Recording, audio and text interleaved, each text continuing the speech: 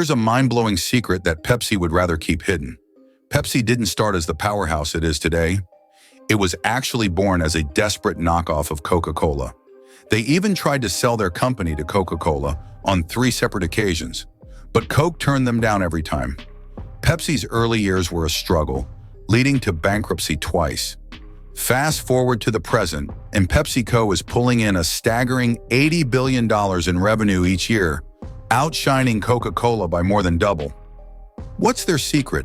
Pepsi is no longer just a soda company. It's become a massive global empire with its hands in countless products you use every day. Lay's, Gatorade, Cheetos, Tropicana, Quaker Oats, Mountain Dew, Doritos. The brands they control are endless. At one point, they even owned fast food chains like KFC and Pizza Hut. Believe it or not, PepsiCo was even in talks to acquire a fleet of Navy warships. How did Pepsi pull off this extraordinary transformation? How did they rise from the ashes of bankruptcy to global dominance? Welcome to the astonishing and controversial rise of Pepsi. Prepare to uncover the untold story of a company that went from being Coca-Cola's shadow to becoming a multi-billion-dollar conglomerate.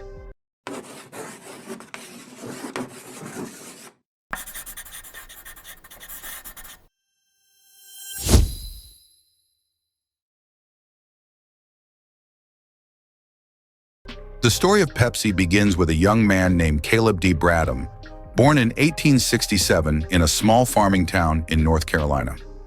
Caleb's early life was shaped by privilege. His family was wealthy, and he received the best education available. He had dreams of becoming a doctor and enrolled at the University of North Carolina to study medicine. However, things took a sharp turn when his father's business ran into financial trouble, leaving Caleb unable to afford tuition. Forced to drop out, his medical dreams seemed to slip away. But fate had other plans. When Caleb returned to his hometown, there was no doctor for miles around, and the locals began turning to him for medical advice. Despite not having completed his studies, Caleb became an unofficial doctor to the community, and now he dreamed of becoming a pharmacist. In 1892, at just 25 years old, Caleb opened Bradham's Pharmacy in New Bern, North Carolina. Pharmacies at the time weren't just places to pick up medicine, they were social hubs. Locals would gather, grab snacks, and enjoy cold drinks while catching up on local news. It was here, behind the pharmacy counter, that Caleb began experimenting with soda fountain drinks, blending flavors and ingredients. Little did he know, one of his creations would eventually change the world forever. The drink that would become known as Pepsi. From a humble start in a small-town pharmacy, Caleb Bradham's simple soda would grow into a global giant, shaping the future of the beverage industry. Most pharmacies in the late 19th century featured soda fountains, where patrons could mix carbonated water with a variety of flavored syrups, over 100 options, including orange, grape, rose, and many more. Caleb Bradham, being a very social person, quickly became well-liked in his community while running his pharmacy. The very same year he opened his business in 1892, the Coca-Cola Company was founded in Atlanta, Georgia. They had developed a cola syrup that quickly gained popularity at soda counters across the nation, and it wasn't long before Caleb was introduced to Coca-Cola. Seeing the immense potential in this new drink, Caleb noticed that Coca-Cola's original recipe contained addictive chemicals. Determined to create a healthier alternative, he decided to formulate his own cola syrup. His goal was to craft a drink that not only tasted great, but also acted as a remedy for indigestion, capturing the cola flavor that customers loved. Caleb's formula featured a blend of natural flavors, including caramel, rare oils, and fruit juice extracts. Once he perfected the recipe, Caleb offered his creation at the soda fountain in his pharmacy, encouraging locals to give it a try. The drink quickly gained popularity, and the townspeople affectionately dubbed it Brad's Drink, a nod to its creator, Caleb Bradham. For the next 5 years, customers flocked to the pharmacy for Brad's Drink, enjoying its unique taste and health benefits. After hearing the enthusiastic feedback from his community, Caleb finally mustered the confidence to expand his venture beyond the pharmacy. He envisioned taking his drink to a broader market, paving the way for what would become a household name. By this time, Coca-Cola was experiencing tremendous success, and Caleb recognized a growing demand for cola beverages. In 1898, he officially rebranded his product as Pepsi-Cola. The name Pepsi was derived from the Greek word pepsis, meaning digestion, reflecting Caleb's continued focus on the health benefits of his drink. However, what truly drove sales was the flavor. Before long, he was supplying large kegs of Pepsi syrup to soda fountains across the country. For years, Caleb produced Pepsi-Cola in the back room of his pharmacy, but in 1903, he made a pivotal decision. He closed the pharmacy to devote himself entirely to Pepsi. In its first year as a registered company, Pepsi-Cola sold over 8,000 gallons of syrup. Caleb reinvested his earnings into advertising, particularly in local newspapers, which significantly boosted brand visibility. By 1904, sales had skyrocketed to 20,000 gallons of syrup. Pepsi had grown too large for the confines of his pharmacy, prompting Caleb to purchase a larger building to serve as a factory for mass production. He also forged partnerships with bottling companies eager to join the Pepsi franchise, enabling the drink to be sold in bottles instead of just as syrup at soda fountains. By 1910, Pepsi-Cola had established relationships with 250 bottling companies across 24 states, and by 1915, the company's assets were valued at over $1 million. With his newfound wealth, Caleb bought a beautiful home for his wife and children, and his popularity soared. So much so that locals encouraged him to run for governor of North Carolina. It seemed like Caleb had truly made it. However, this success was short-lived. The onset of World War I brought significant challenges. Sugar prices skyrocketed due to strict rationing. What once cost just 5 cents per pound shot up to 22 cents, and prices continued to rise month after month. Anticipating this trend, Caleb decided to invest heavily in stockpiling sugar, convinced that the price would keep increasing. But his gamble would soon have unforeseen consequences. Caleb's strategy hinged on the assumption that the sugar he stockpiled would soon become extremely valuable, allowing him to produce Pepsi-Cola at a lower cost than competitors who were struggling with rising prices. However, just 6 months later, his theory backfired spectacularly. The price of sugar plummeted to just 3 cents per pound, even cheaper than it had been before the war. To compound the situation, many factories across America had to pivot to prioritize production for the war effort. This drastic shift meant that Pepsi's network dwindled from 250 bottling plants to only 2, severely limiting their ability to sell products.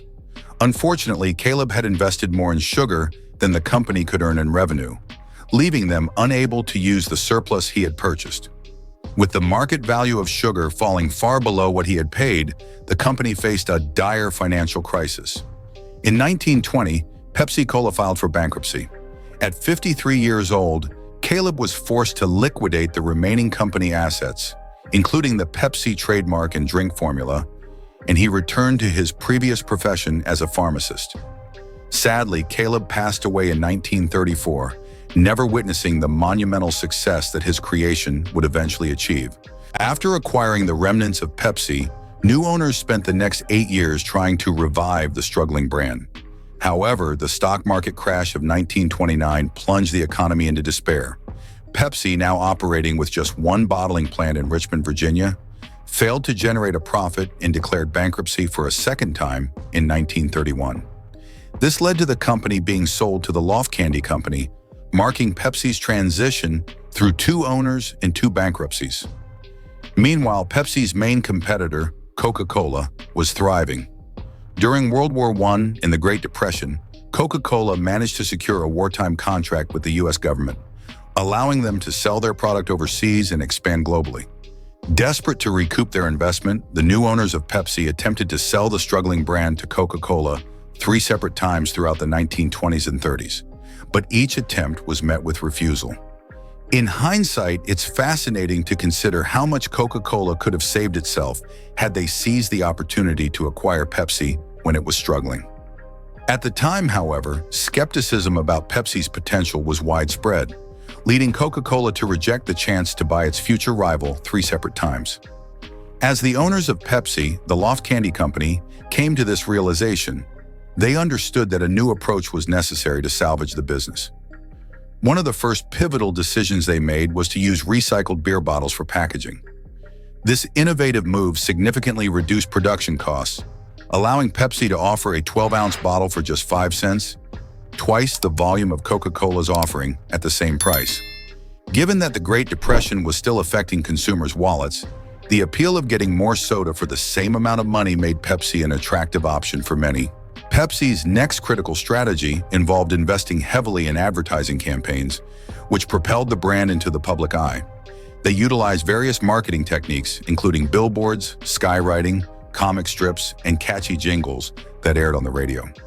One particularly successful radio jingle, the Pepsi-Cola jingle, was only 15 seconds long, making it more affordable than traditional 60-second ads. This clever approach allowed Pepsi to run ads more frequently across multiple radio stations, ensuring that the jingle became ingrained in listeners' minds.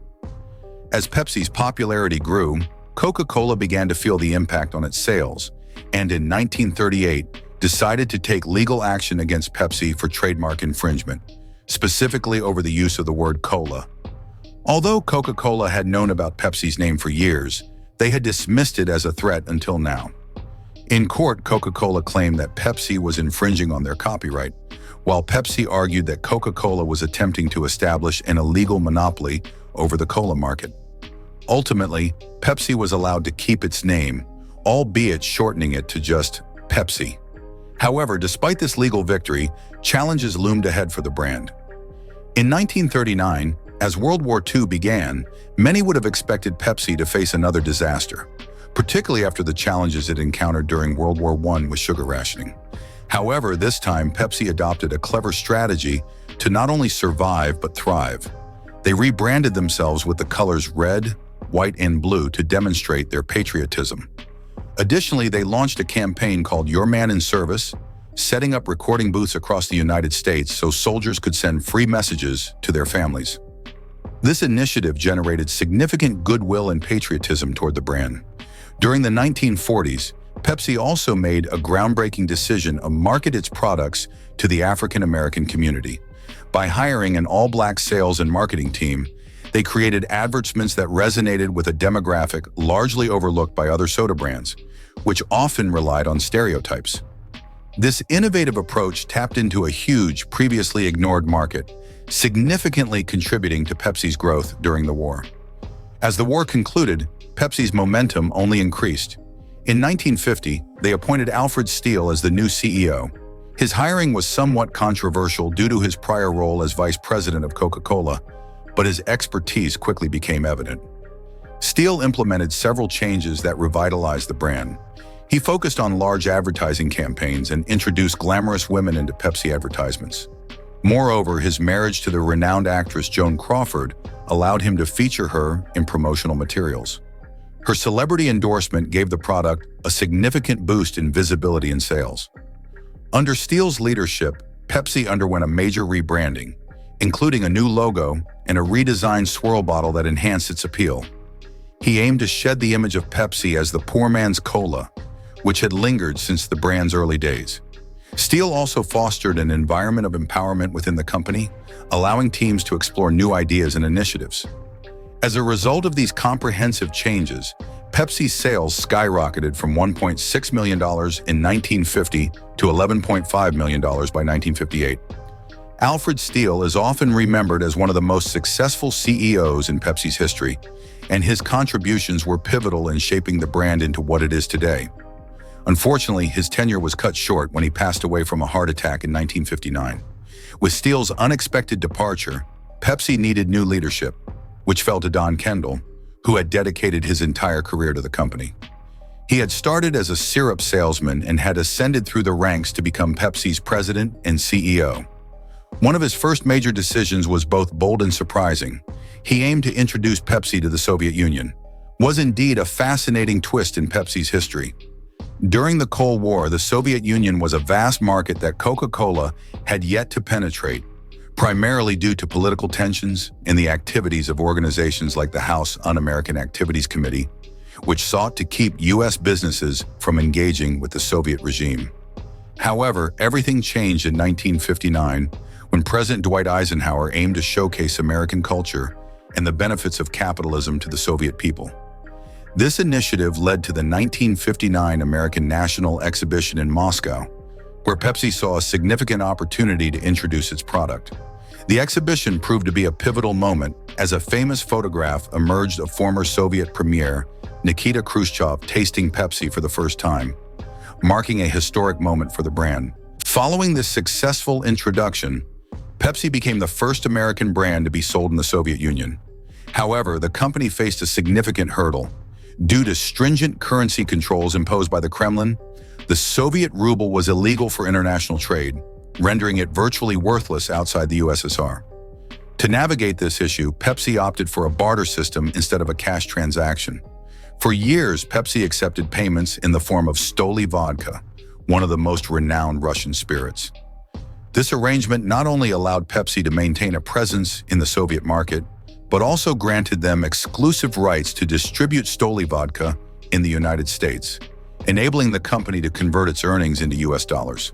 This innovative workaround was mutually beneficial, as it enabled Pepsi to bypass the currency issue while still capitalizing on the lucrative vodka market.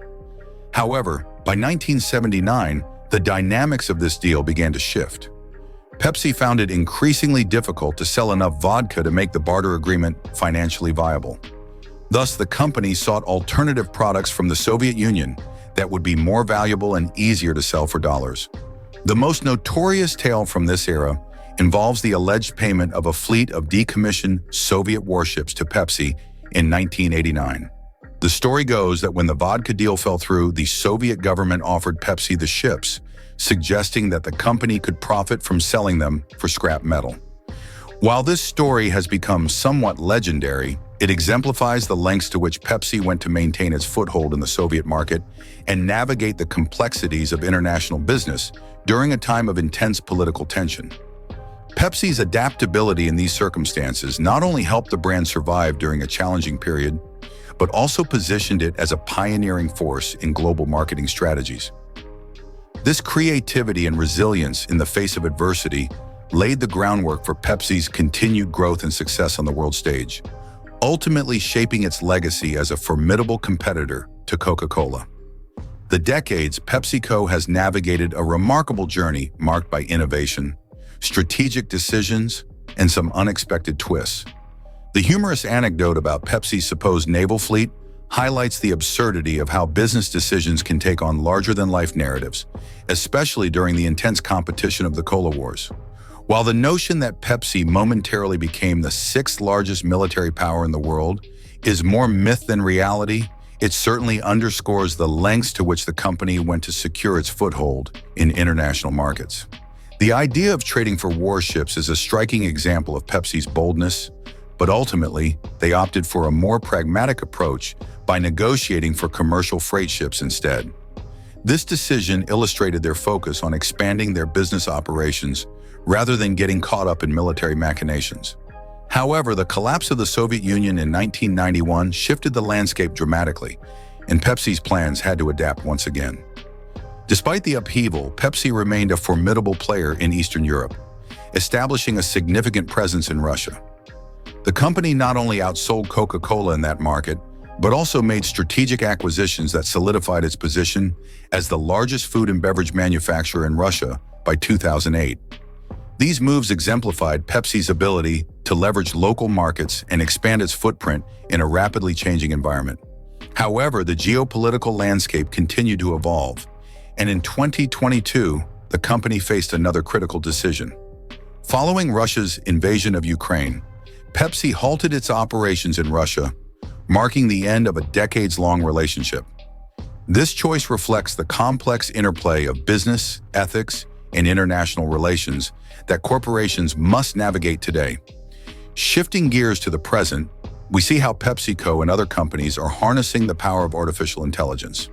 The current surge in AI development is reshaping industries, with businesses looking to innovate and stay ahead of consumer trends.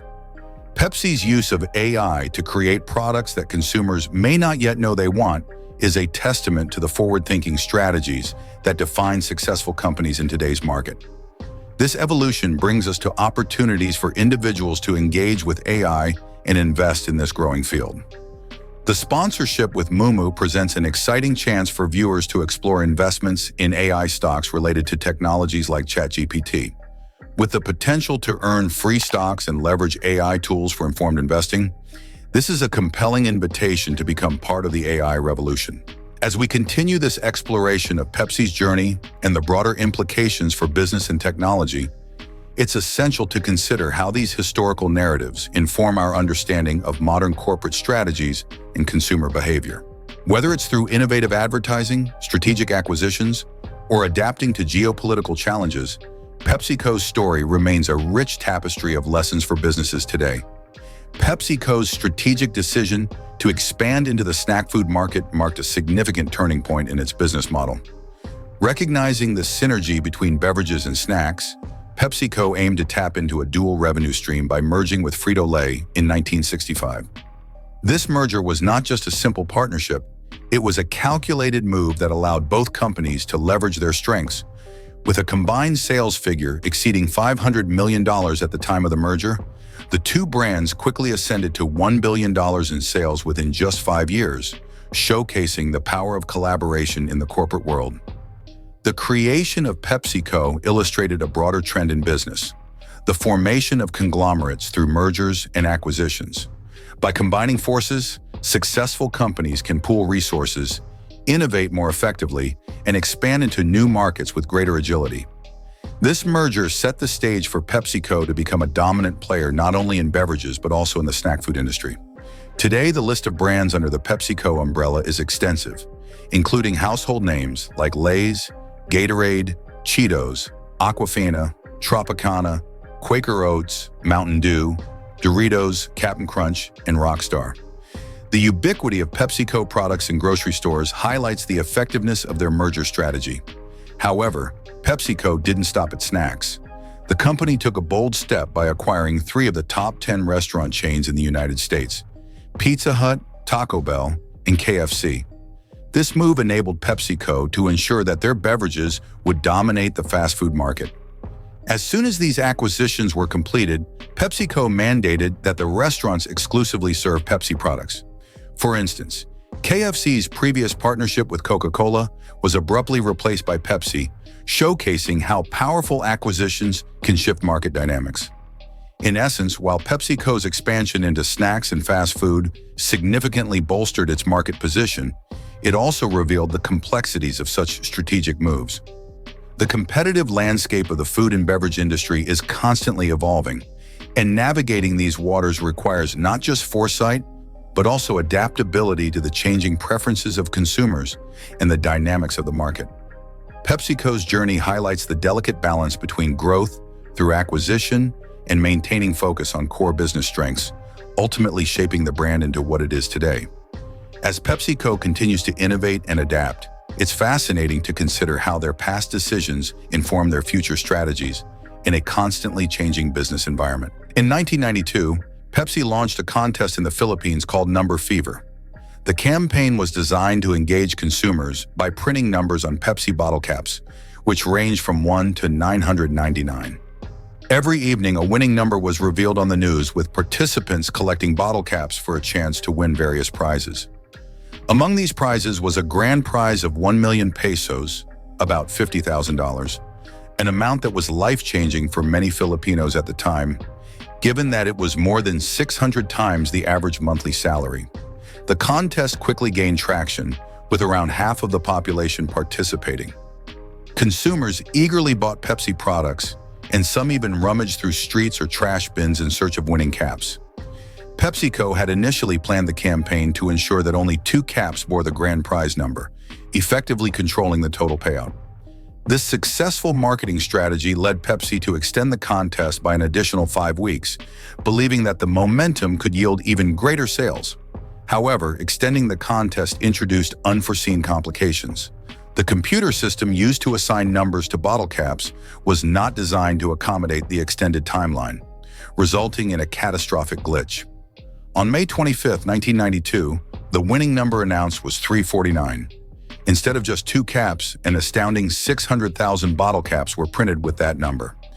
This announcement triggered mass celebrations throughout the country, as countless people believed they had won the life-altering grand prize. Many participants were living in dire poverty, and for them, The prospect of winning $1,000,000 felt like a way out of their struggles. Chaos ensued as jubilant individuals flocked to the streets and gathered at the Pepsi factory, clamoring to claim their unexpected windfall. The situation quickly spiraled out of control. Overwhelmed by the sheer number of winners, law enforcement had to intervene to manage the crowd and restore order. The fallout from this marketing misstep was substantial. People who believed they were entitled to the prize felt cheated, and PepsiCo faced mounting public outrage. In the aftermath, the company attempted to address the situation, but found itself dealing with extensive backlash. The number fever debacle left a lasting scar on Pepsi's reputation, costing the company tens of billions of dollars in legal claims and damages. This incident serves as a cautionary tale in marketing, illustrating how even the most well-intentioned promotions can backfire spectacularly when systems are not adequately prepared to handle the scale of consumer participation. Ultimately, PepsiCo's journey through the number fever debacle reminds us of the intricate relationship between marketing strategy, consumer expectations, and operational capabilities. The fallout from this event pushed PepsiCo to refocus its efforts on core products while emphasizing the importance of careful planning and execution in promotional campaigns. Leonard took legal action, suing for false advertising.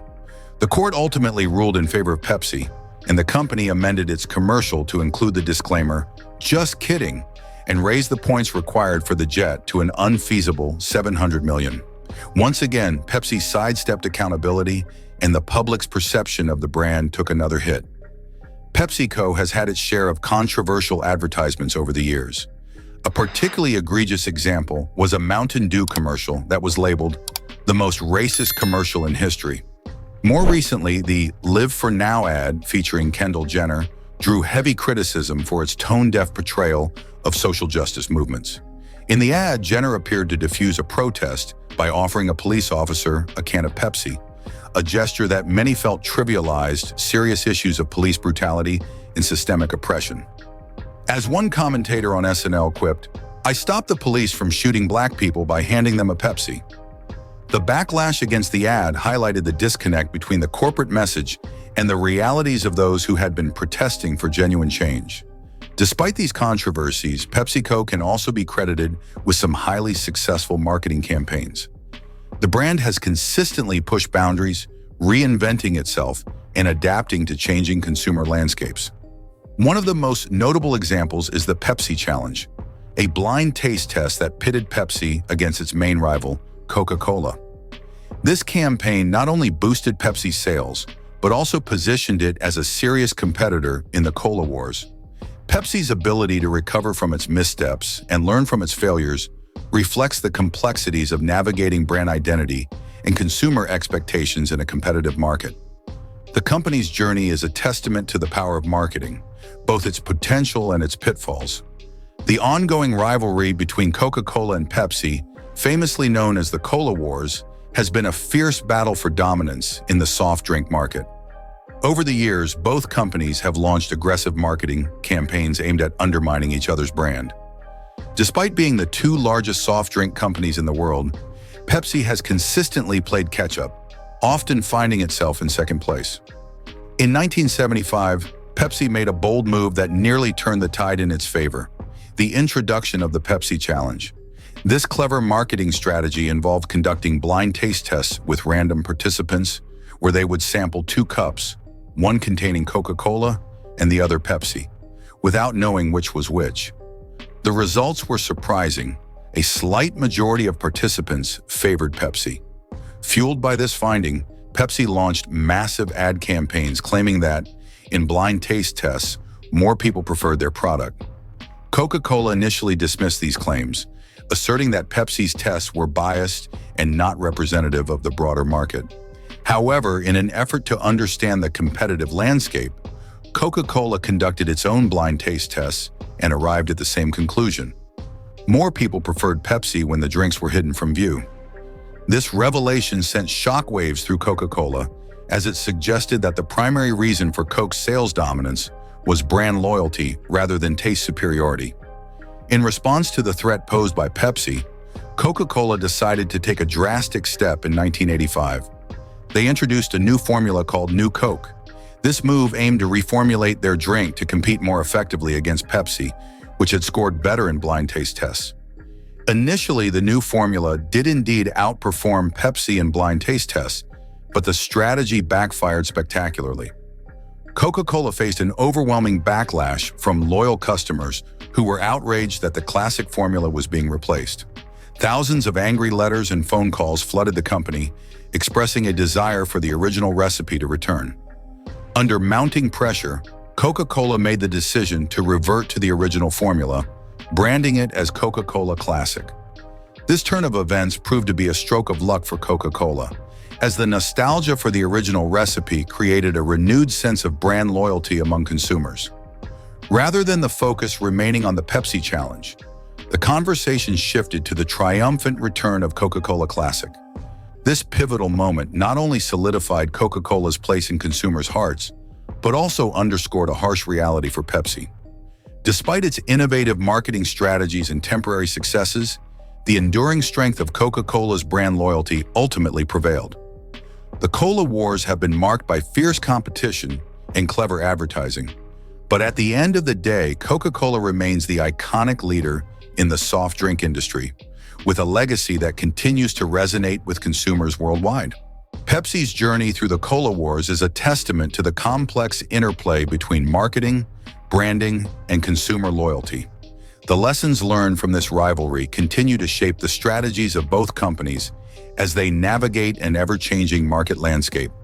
If you'd like to delve deeper into specific campaigns or explore the impact of the Cola Wars on the beverage industry, feel free to ask.